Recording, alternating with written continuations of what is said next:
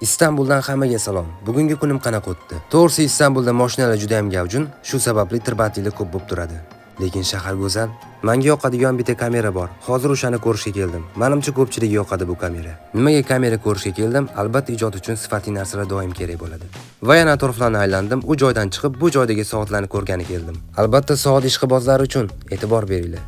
Ko'rishinglar mumkin. Har xillari bor. Soatlarni ko'rib vaqt juda ham tez o'tayotganligini his qildim. Kayfiyatli yaxshi, sababi tepadagi hayvonlar ham videoga gap yutib turishibdi. Qaranglar, xursand bo'ldim. Nimaga unaqa qarayapsiz, opa? Bu dasturxonni ko'rib, menimcha millatdan avvalgi qirol kelib ovqatlanadi deb o'yladim. O'sha qirol o'rniga men ovqatlansam bo'lmaydimi? Qornim ochuvdi lekin. Atrofda hech kim yo'q. Va keyin shu joyga keldim, o'zgacha narsalar bo'lgani uchun e'tiborimni tortdi. To'g'risi ichkari tarixiy joyga o'xshab ketdi. To'g'risi Misr narsalari juda ham ko'p ekan, lekin bu narsa nimaligini bilmadim va tushunmadim. Agar sizlar bilsanglar bu nimaligini kommentariyaga yozinglar. Rostdan ham nima bu? Ha, albatta kecham tushib qoldi. Bugungi kunim ham shunaqa o'tdi. Video yoqqan bo'lsa sizlarga xursandman. Keyingi videoda ko'rishguncha salomat bo'linglar.